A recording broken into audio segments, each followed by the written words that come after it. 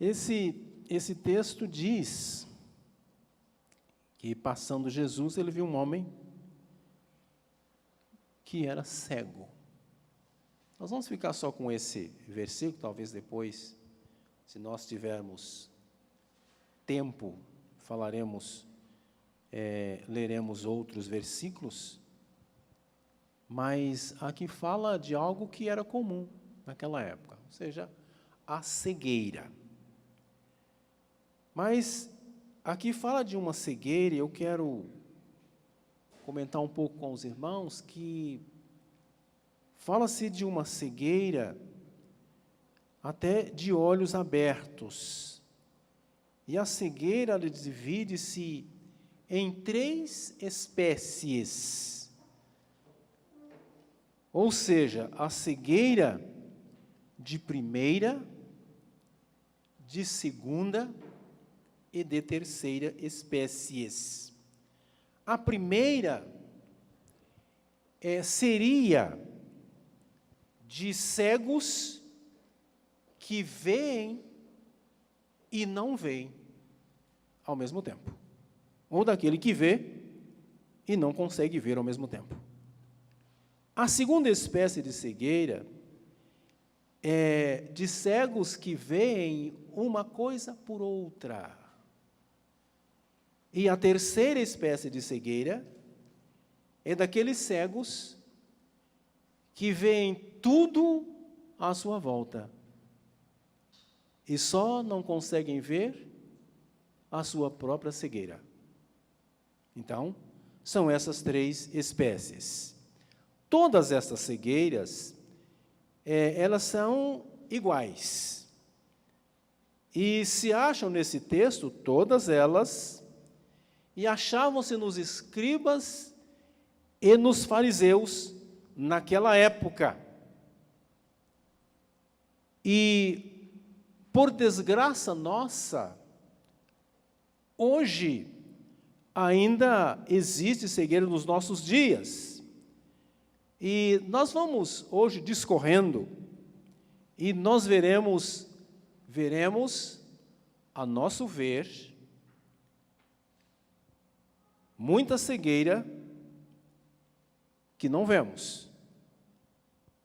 Então, nós queremos começar exatamente por essa primeira espécie, que é cego, que veem e que não veem ao mesmo tempo.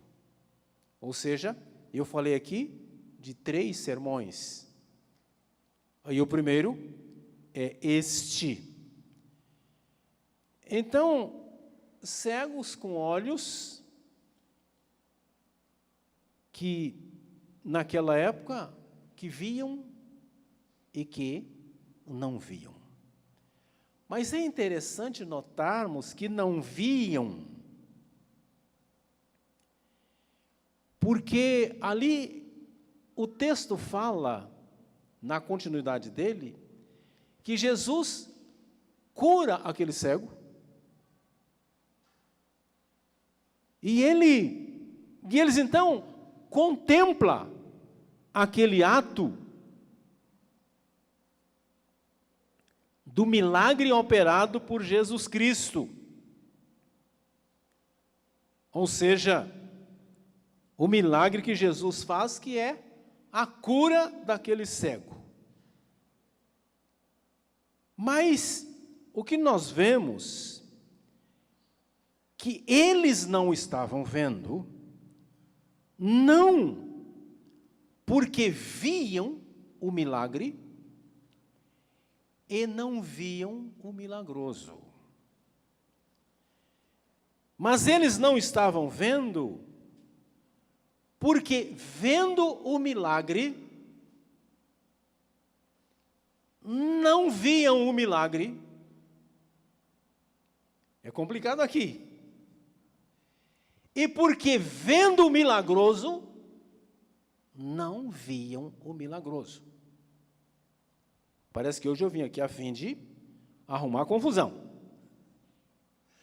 Mas por que eles viam o milagre e não viam o milagre, viam o milagroso e não viam o milagroso. O milagre, eles viam onde? Nos olhos daquele que era cego. E o milagroso? O milagroso, eles viam na pessoa de Jesus Cristo, que é quem operou e opera os milagres. Contudo, eles não viam nem o milagre e nem o milagroso. E não viu o milagre por quê? Estava diante deles. Eles não viram o milagre porque não queriam ver. Porque o cego estava ali curado. E eles não viam o milagroso por quê? Porque não podiam ver. Porque esse contato com Jesus Cristo precisa estar disposto, precisa estar querendo. Se eu não quero, eu não vejo. Se eu não quero, eu não vejo. E aí é necessário que haja um desvendamento dos olhos, no sentido espiritual, para que eu veja. Esta era a súplica de Bartimeu, bardo aramaico, filho de Timeu. E quando ele encontra com Jesus Cristo, Jesus pergunta: que queres que te faça? Na Bíblia, na tradução para o latim, quet vidite, que eu veja. Então, é necessário que haja esse desvendamento, e aí o salmista no Salmo 119 e versículo 18, desvenda os meus olhos para que eu veja as maravilhas da tua lei. Aqui, nesse texto, eles não viam o milagroso porque não podiam, e não viam o milagre porque não queriam. Não podiam porque tinham os olhos abertos, mas estavam cegos. A filosofia diz que uma contradição não cabe na mesma esfera dos possíveis. Isto a filosofia. E eu concordo com ela que uma contradição não cabe na mesma esfera dos possíveis. Mas cabe na esfera dos olhos, deste ver e deste não ver. E, meus irmãos, eu não me atreveria a dizer isto se não for a proposição da suma verdade que nós conhecemos. Proposição do próprio Senhor Jesus Cristo em Marcos capítulo 4 e versículo 12. Ali, numa tradução bem coerente, diz: para que vendo, vejam e não vejam. Olha a situação. Então, se viam, como que não viam? E se não viam, como que viam? Eu posso dificultar isso aqui, mais que eu já fiz até agora. Mas diante da autoridade de Jesus Cristo, se eu dificultar, seria irreverência minha. Portanto, Cristo diz, e isto basta. Amém? Ele diz, e eu creio. Uma vez, conversando com o pastor, não é John Wesley, porque isso não é do meu tempo, João mesmo Wesley, pastor da igreja presbiteriana de São José dos Campos, E aquela discussão estava conversando com ele sobre aquela discussão que há sobre Jonas e o grande peixe, que aí está correta a tradução, e que é uma tradução antiga que diz de baleia. E aí a ciência vem dizendo que a boca da baleia é tão grande que um homem, por exemplo, de 1,70 m, ele pode pisar na língua da baleia e fica em pé, e a cabeça dele não encosta no véu palatino, que isso é chamado de céu da boca. Não sei se a boca tem céu. Mas que, por outro lado, esse mesmo homem, fechando a mão, não passa na garganta da baleia. Não sei se é assim. E que por isso que ela se alimenta de sardinha, porque são peixes pequenos. E que conclusão que ele chegou? Ele disse, olha,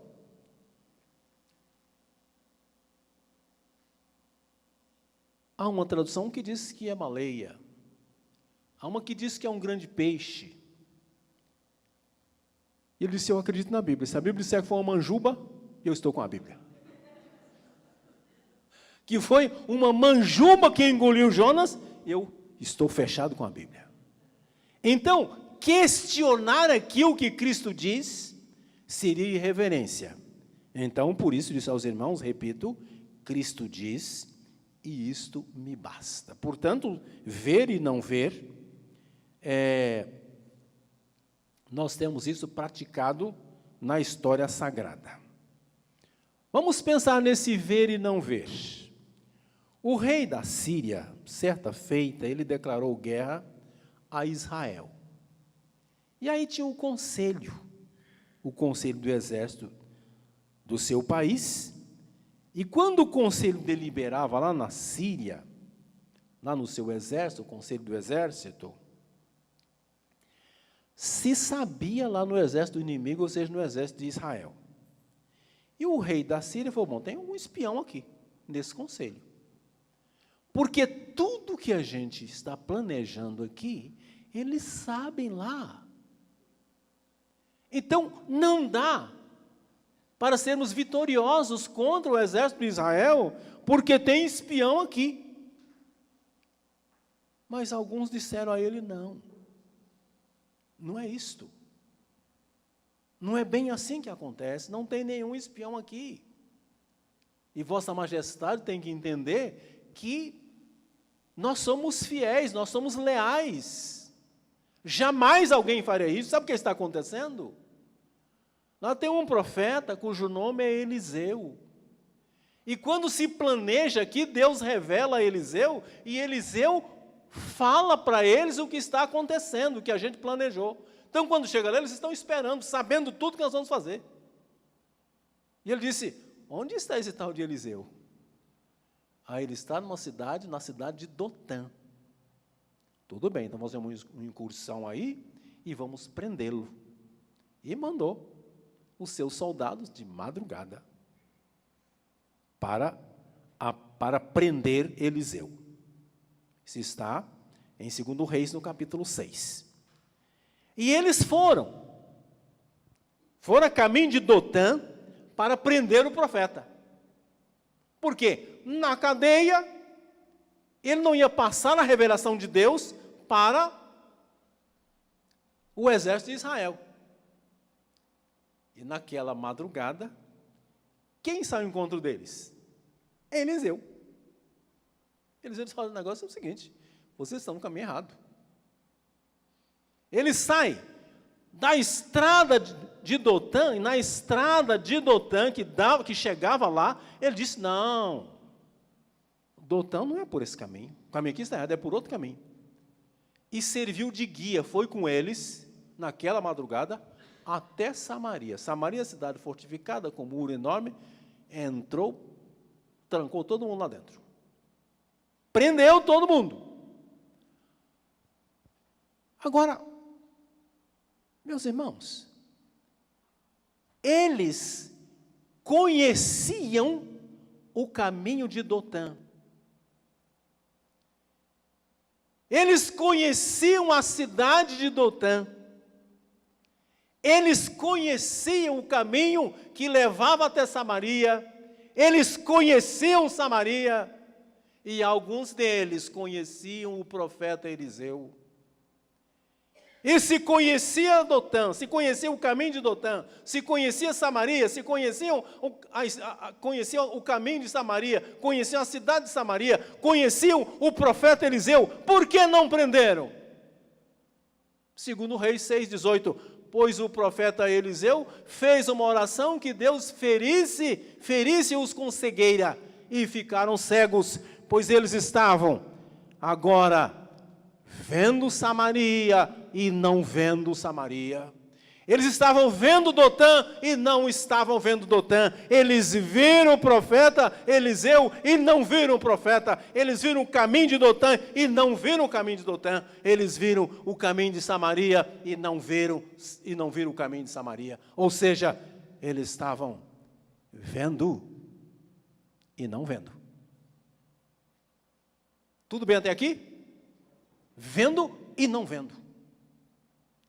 Quando Jesus se depara com aquele cego, ele cura, mas ele estava diante de escribas e fariseus que viam e não viam. E repito, viam o milagre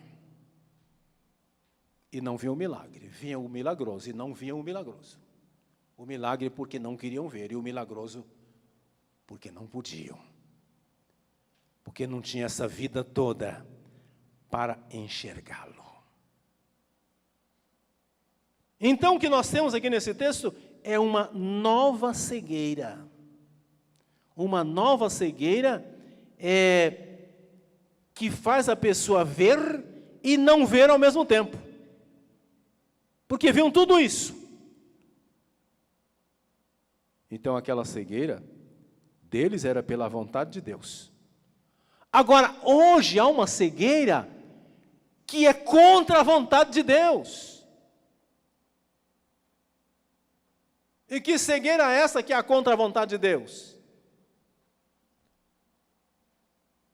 Examine o mundo religioso dos nossos dias. Que cegueira contra a vontade de Deus. Eu questionei uma vez, alguém me disse o que havia acontecido, não vou dizer numa igreja, e eu questionei com o pastor José Raimundo e falei, eu não tenho jeito de fazer isso, mas e você? E por que era a minha preocupação? Eu falei, se a pessoa vai lá e entrega até o último centavo que tem, até o salário que recebeu,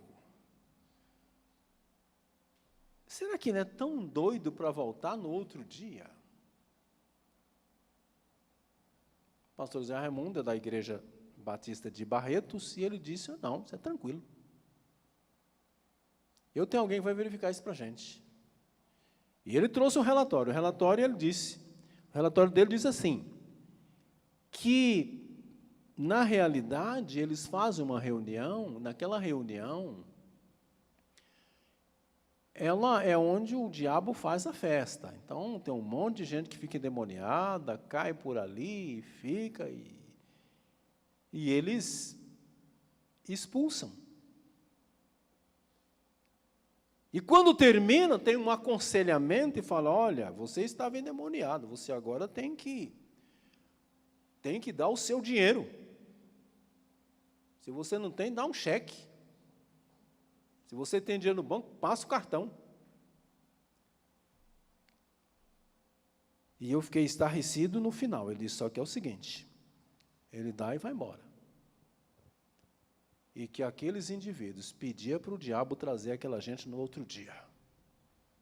Irmãos, isso é cegueira de líderes, de falsos líderes religiosos. Então, eu estou dizendo de uma cegueira contra a vontade de Deus, porque aquela foi oração de Eliseu, e Deus permitiu, estava dentro da vontade dele, mas esta cegueira de cunho religioso é contra a vontade de Deus, porque Deus não negocia com ninguém.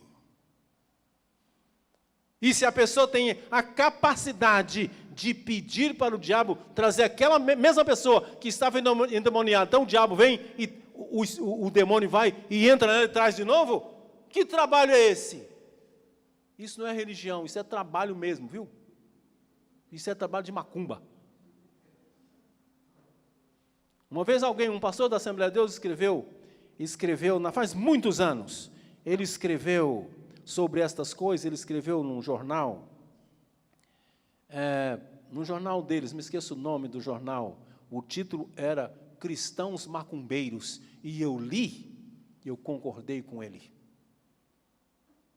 Diz que é cristão e anda fazendo coisa que Deus não tem nada a ver com aquilo. É crucifixo bento, é sal grosso, é corredor de fogo, é água ungida. Meus queridos, isso é coisa que a macumba faz com o pé nas costas. Isso é cegueira, é aquela pessoa que está vendo e não está vendo ao mesmo tempo. E eis que Jesus curou o cego, e os escribas e fariseus viram e não viram. Veja bem, eu estou falando durinho, estou falando nada contra a igreja. A igreja é noiva de Cristo. Não interessa o nome dela, nem onde quer que ela esteja. É noiva de Jesus Cristo. Mas, infelizmente, tem cegos de olhos abertos. Aqueles que veem e, ao mesmo tempo, não veem. Isso você examinando o mundo religioso. Examine no Brasil o mundo político. Meus irmãos, quantos cegos de olhos abertos? Quantos cegos de olhos abertos? A pessoa chega, passa por uma cidade, rouba tudo que pode. E depois quer galgar o cargo mais alto, dizendo: se eleito for, eu vou fazer o que fiz na minha cidade lá do interior. Se na cidade do interior eu roubou, que eu vou fazer a mesma coisa no governo do país, no governo do estado? E tem gente tão cega que acredita, enriquece às custas dos cofres públicos e depois inventa uma mentirada, e os cegos de olhos abertos ainda querem passar e nos convencer que são bonzinhos. Nós temos que examinar tudo. A Bíblia diz: examine tudo, retendo o que é bom. Não podemos ser cegos a ponto de vermos e não vermos ao mesmo tempo. Esse ano é um ano de oração, em prol do nosso país, em prol do nosso estado. Fala assim: pastor, mas quem você acha que é um bom candidato? Se você ouvir nenhum,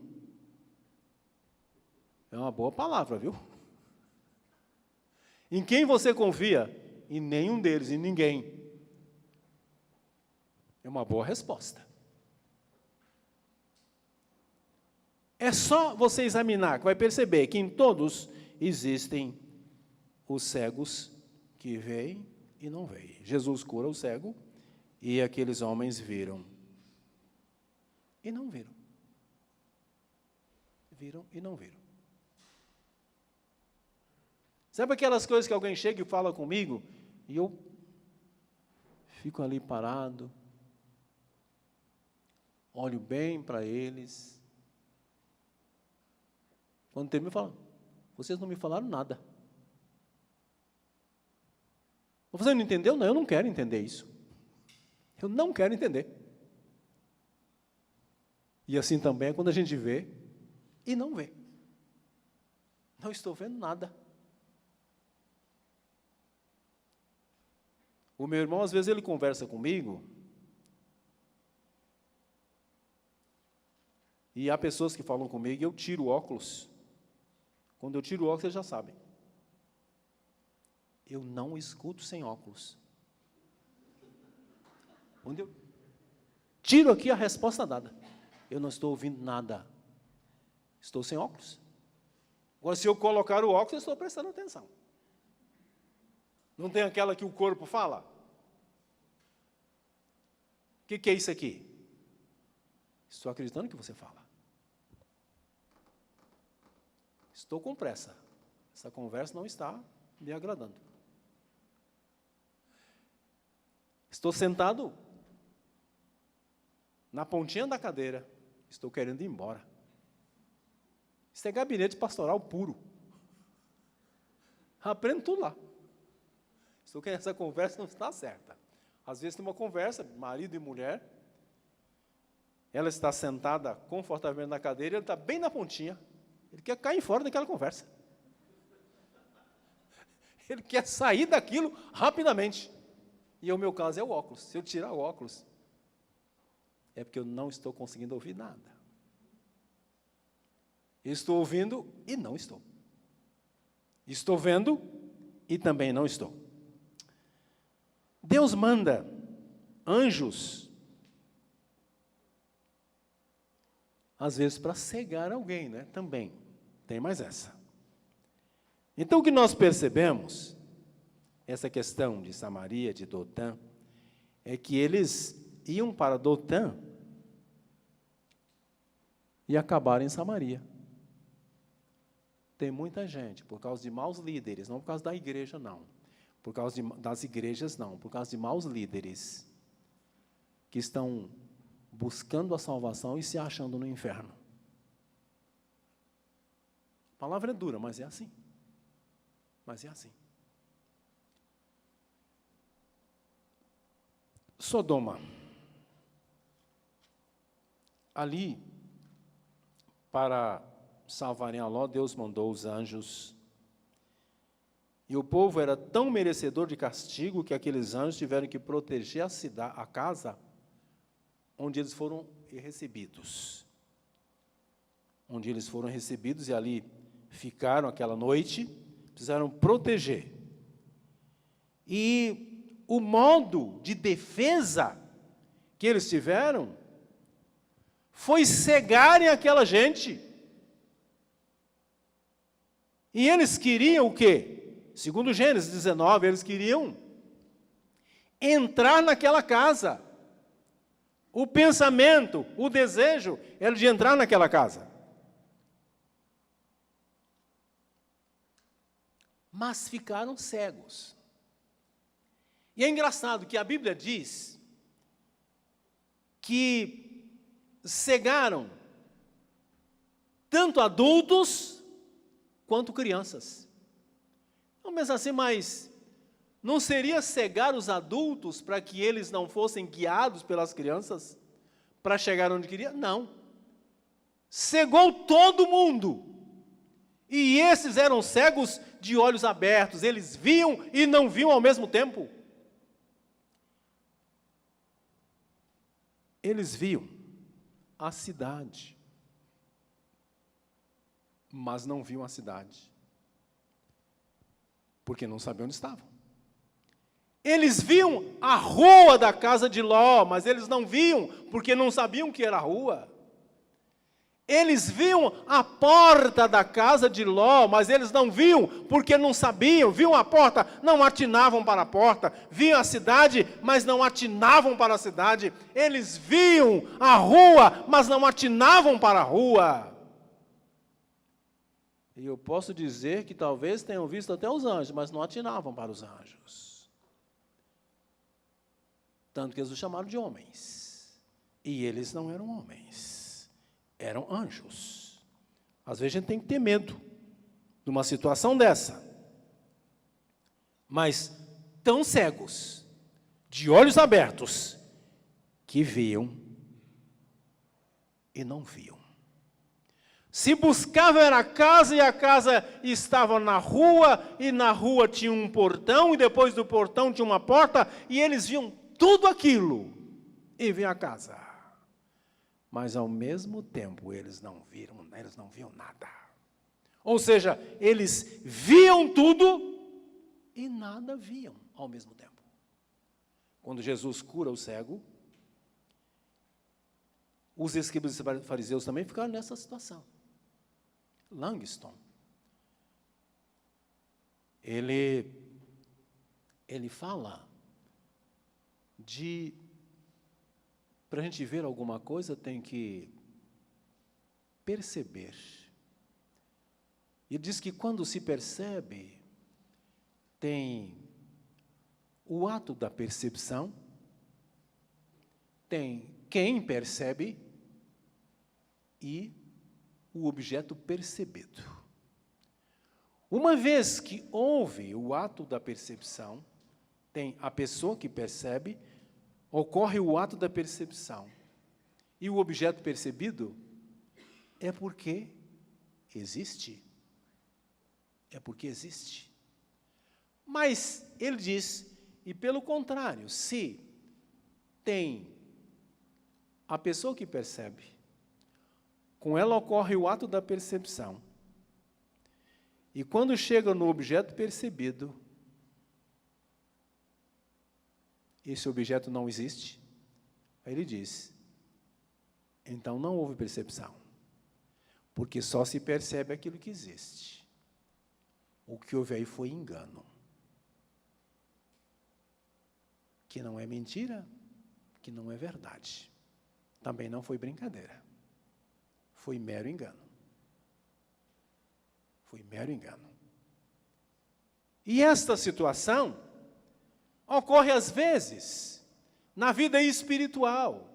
É Jesus operando, é fazendo milagres, é nós homens olhando e não vendo o danado do milagre, não conseguindo contemplar o milagroso, ou seja, vendo e não vendo ao mesmo tempo.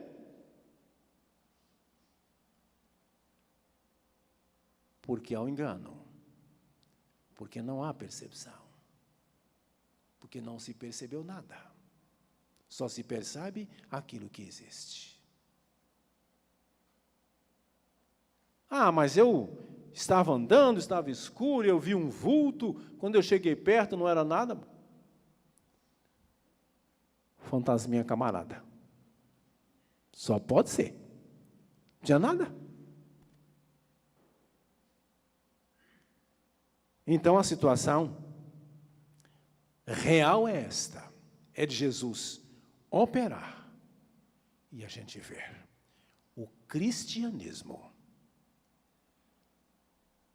percebeu Jesus.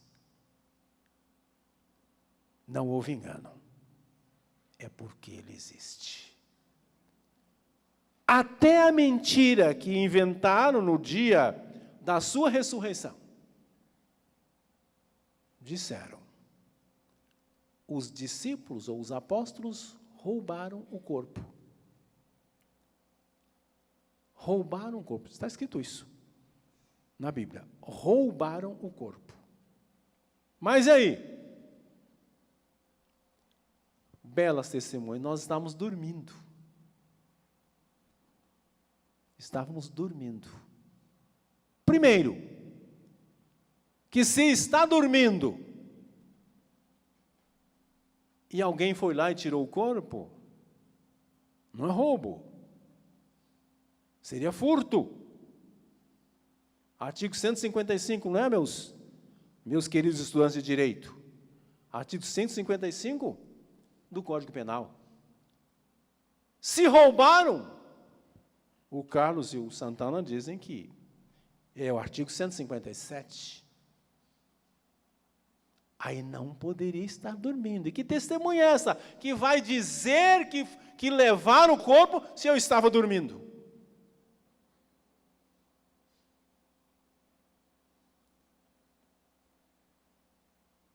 É como aqueles indivíduos que, quando viram a polícia, saíram correndo. A polícia correu atrás, nós não devemos nada. Devemos nada, senhor. Não é assim? Trata bem, né? Não fizemos nada, senhor. Por que vocês correram? Nós é atleta. Atleta tem que correr? Só se for desta forma. Então, o que é isso? Mentira deslavada. Se não deve nada, não tem que correr. Não tem que correr. Os ladrões foram no templo e resolveram furtar à noite. E subiu lá pelo forro e caiu. O zelador acordou e disse: quem está aí?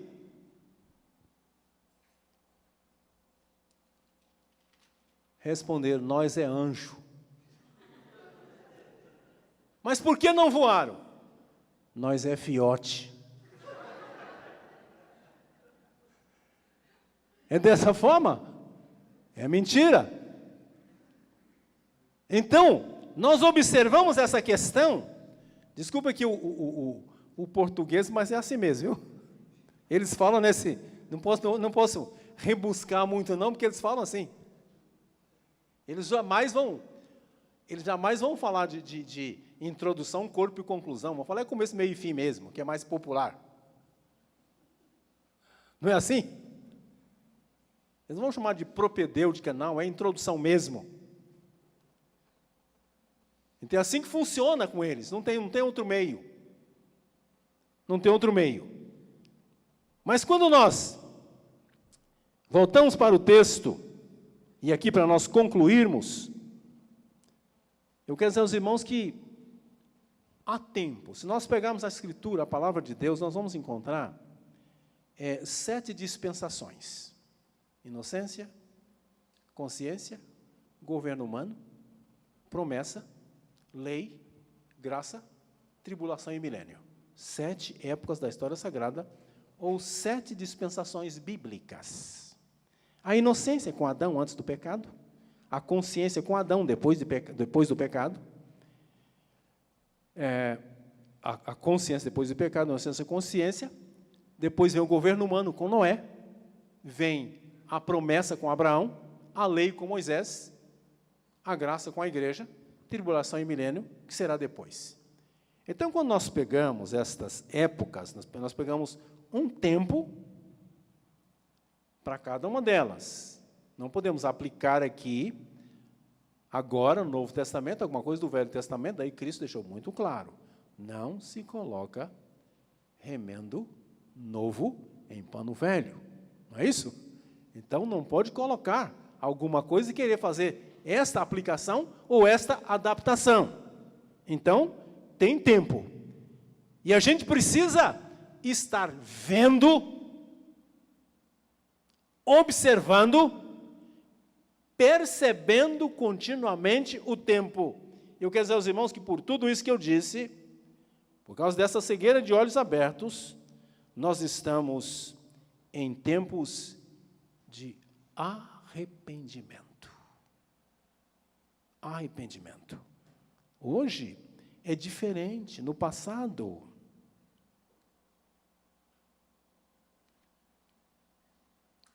apresentava-se a credencial pastoral numa loja. Eles faziam igual o Chico lá do Lua Nova: pastor, pode levar tudo, pode levar a loja inteira. Se você levar essa loja inteira, eu monto outra. Fazer o que com tudo isso aí? Para pagar depois. Era mais ou menos assim: pode levar tudo. Hoje não, apresentou a carteirinha, chama a polícia porque é pastor. Chama a polícia porque chegou um aí.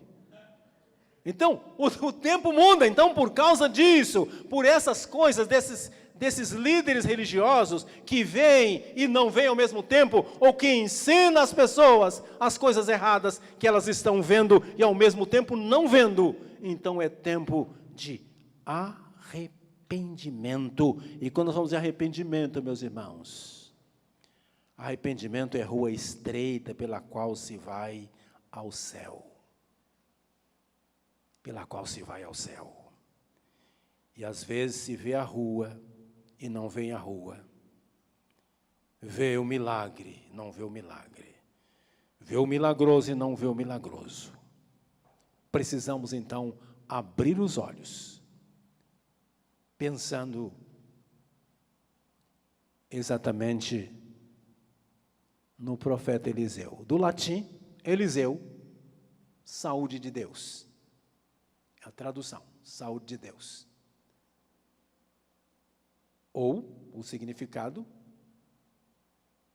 salvação, e Samaria, cárcere e diamante. saúde de Deus é céu, cárcere e diamante é inferno. Então, o tempo é tempo de arrependimento, de andar com Deus, porque hoje tem muita coisa acontecendo por aí, levando as pessoas a serem cegas de olhos abertos, vendo e não vendo. Como o texto diz, que passando Jesus, viu um homem que era cego e ele curou. Que possamos abrir os nossos olhos para estarmos vendo, percebendo de verdade, em nome de Jesus. Amém?